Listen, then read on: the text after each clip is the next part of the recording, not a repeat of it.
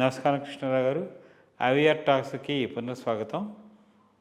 ఈ మధ్య ఇటీవల మనకి బీమ్స్టెక్ అని చెప్పేసి ఒక శిఖరాగ్ర సమావేశం జరిగింది. దాంట్లో మనకి బంగ్లాదేశు, నేపాల్, థాయిలాండ్, శ్రీలంక, ఇండియా వీళ్ళందరూ ఈ సౌత్ ఈస్ట్ ఏషియాలో ఉండే వాళ్ళందరూ పార్ట్నర్స్ కింద ఉండి వాళ్ళు ఏం చేశారంటే ఇప్పుడు ఈ మణిపూర్ నుంచి బ్యాంకాక్ వరకు ఒక ఇన్ఫ్రాస్ట్రక్చర్ డెవలప్ చేసి ఈజీ మూవ్మెంట్ ఆఫ్ దీనికి ట్రై చేస్తున్నారు.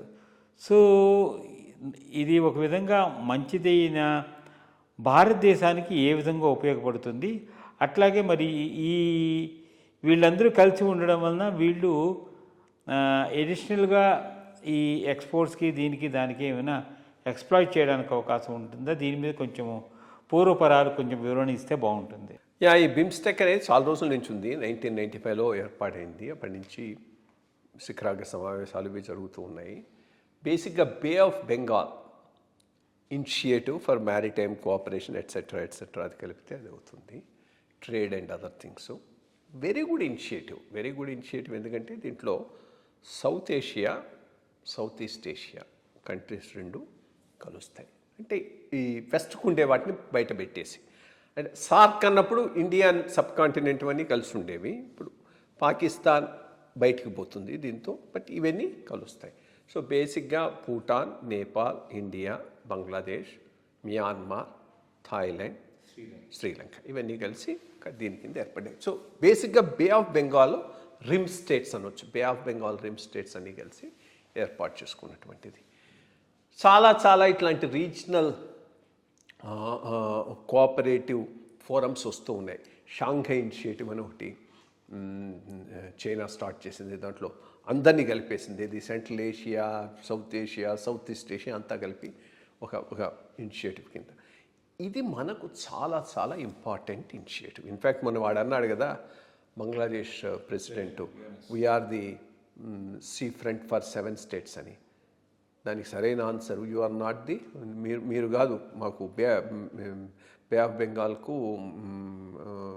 అవుట్లెట్, మాకు ఇంకో అవుట్లెట్ ఉంది. ఆ అవుట్లెట్ బ్యాంకాక్ దాకా పోతుంది అని చెప్పొచ్చు మనం. బికాస్ ఈ బిమ్స్టెక్ దీని మీద జరిగిన ఇనిషియేటివ్లో మేజర్ ఇనిషియేటివ్ ఏంటంటే మణిపూర్ నుంచి మియాన్మార్ మీదుగా థాయిలాండ్ దాకా ఆల్మోస్ట్ 1800 కిలోమీటర్స్ ఎంతో వస్తుంది ఒక హైవే. దానికి ఇనిషియేటివ్ ఎక్కువ గవర్నమెంట్ ఆఫ్ ఇండియా తీసుకొని చేస్తూ ఉన్నది. చాలా వరకు అయింది, ఇంకా కొంత కావాలి. అదైందనుకో ఈ 7 సిస్టర్స్కు పెద్ద థరోఫేర్ ఏర్పడుతుంది.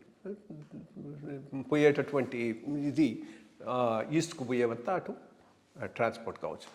దానికి కనెక్టెడ్గా రైల్వే లైన్ కూడా ఇండియా ప్రపోజ్ చేస్తుంది. ఓన్లీ ప్రాబ్లమ్ ఈస్ ఈ మొత్తం దీంట్లో మియాన్మార్ చాలా అన్స్టేబుల్ స్టేట్గా ఉంది. అక్కడ ఒక మిలిటరీ లీడర్షిప్, ఆ చిన్ స్టేట్ అని ఒకటి, అరకాన్ స్టేట్ అని ఒకటి, వీళ్ళందరూ సపరేట్ కావాలని ప్రయత్నం చేయటం, ట్రైబల్స్తో ప్రాబ్లము. దీనివల్ల అది అన్స్టేబుల్గా ఉండబట్టి మనకు ప్రాబ్లం. కానీ అక్కడ స్టెబిలిటీ వచ్చి ప్రాపర్గా డెమోక్రసీ కనుక అక్కడ స్టెబిలైజ్ కాగలిగితే ఇది వెరీ ఇంపార్టెంట్. దీని ఇంపార్టెన్స్ బంగ్లాదేశ్ కూడా గ్రహించి అంతకుముందు దీంట్లో ఇనిషియేటివ్లో అంతగా పాల్గొనలేదు. ఇప్పుడు అడుగుతున్నారు వయా త్రిపుర ఒక లింక్ ఈ హైవేకి ఇస్తే మాకు బాగుంటుందని. సో అంతా ఇంపార్టెంట్ ఇది. అదొకటే కాదు, ఒక ఫ్రీ ట్రేడ్ లాగా ఏర్పాటు చేసుకున్నా, బికాస్ లాట్ ఆఫ్ ఎక్స్చేంజ్ అవకాశం ఉంటుంది. రెండోది ఈ బే ఆఫ్ బెంగాల్ను అనుసరించుకొని మ్యారిటైమ్ ట్రేడ్ జరగటానికి డిఫెన్స్ అగ్రిమెంట్, అక్కడి నుంచి ఆ బిమ్స్టెక్ నుంచి శ్రీలంకకి వెళ్ళి ఇండియా శ్రీలంక డిఫెన్స్ అగ్రిమెంట్ కోదానికి తయారైనారు. థాయిలాండ్ ఇన్వాల్వ్ చేయటం. ఇన్ఫ్యాక్ట్ ఇండియా ఈ హైవేను థాయిలాండ్తో ఆపకుండా లావోసు, కంబోడియా, వియత్నాం దాకా కూడా తీసుకుపోవడానికి రెడీగా ఉంది. చేస్తే మనకు చాలా అడ్వాంటేజ్ అవుతుంది. సో ఎకానమీస్ ఎక్స్పాండ్ అయ్యే కొద్దీ ఏషియాలో 2 పెద్ద జైంట్లు, చైనా ఒకటి, ఇండియా ఒకటి కాబోతున్నాయి. చైనాకు ఆల్రెడీ సౌత్ ఈస్ట్ ఏషియాలో ఇన్ఫ్లుయెన్స్ ఉంది. మనం కూడా ఆ ఏరియాలో ఇన్ఫ్లుయెన్స్ పెంచుకోవాలి. Chinese influence south East Asia వాళ్ళు రిసెంట్ చేస్తారు. అక్కడ మనకు మంచి రిసెప్షన్ కూడా రావచ్చు.